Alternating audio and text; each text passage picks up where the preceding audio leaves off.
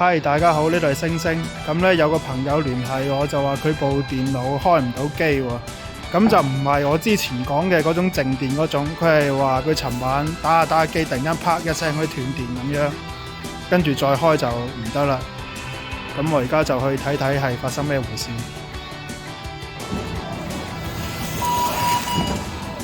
反正快嘅話就半日咯。不過要返檔口檢查過先知。得。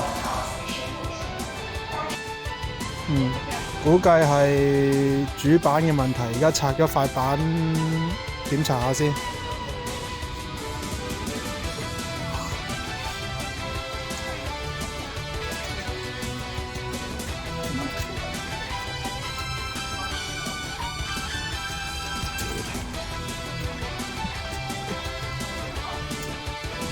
最尾發現呢，嗰塊板燒咗藍橋，都冇整嘅必要啦。跟住呢，就係塊板燒係因為呢個電源引起嘅。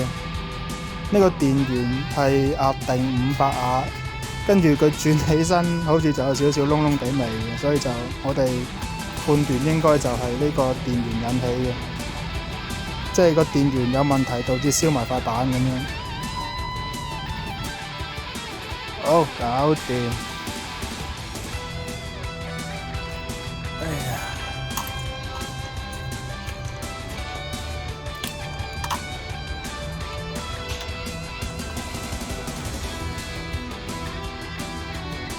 好，而家着咗機，咁幫手裝埋驅動就搞掂收工。嗰部電腦後尾換咗主板同電源，咁就維修完成啦。咁有需要電腦維修嘅朋友呢，廣州市區內我係提供上門維修服務嘅。咁另外有需要買電腦配件、二手配件或者二手機嘅朋友呢，都可以聯繫我嘅。咁喺最尾呢，鍾意本視頻嘅朋友希望可以點一個讚再走。呢度係星星，我哋下次再見，拜拜。